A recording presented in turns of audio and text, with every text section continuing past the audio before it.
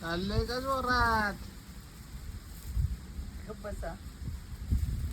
Concentration हलवू नका माझं. का व? वर चढायलोय ना. हे गोटाचे कांदे बांधून ठेवतीये, म्हणजे ह्याचं परत पुढच्या वर्षी बी करता येतं. पांढऱ्या कांद्याचं बी महाग आहे ना, त्याच्यामुळे मी तुम्हाला दाखवते की आपण नैसर्गिकरित्या केलेला कांदा आहे हा.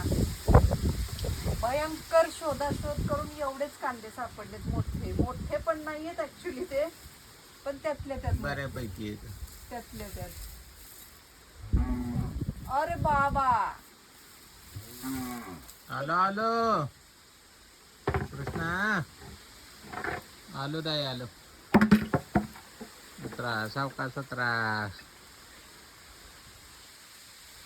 बस देन आतमध्ये या, आतमध्ये या, आतमध्ये या. मी दाखवते तुम्हाला एक. थांबा, दाखवते मी.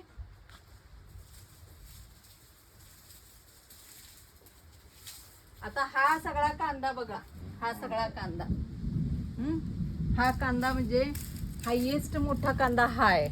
हायेस्ट तो पण खूप रेअर सापडतोय. नाही तर सगळे असे, आमच्या भाषेत ह्याला चिंगळीच म्हणतात. सगळ्या अशा चिंगळ्याच आहेत. पूर्ण नैसर्गिक कांदा केलाय, पूर्ण नैसर्गिक. पण याच कांद्याला जर मी खतं, औषधं, सगळ्या प्रॉपर ट्रीटमेंट केले असते ना, तर तो कांदा असा झाला असता. गुलाबात राहिलेला कांदा येतो. गुलाबात चुकून एवढेच राहिले होते, म्हणजे थोडे अजून असतील मध्ये आता इथं पडलेले आहेत ते, पण ते सॉर्ट करून बाजूला काढणार. जर ह्याच कांद्याला ट्रीटमेंट केली असती ना, तर हा कांदा एवढा आला असता. पण काहीच ट्रीटमेंट नाही केली म्हणून हा एवढा छोटा आहे. पण लोकांना असला आवडतो, असला नाही आवडत.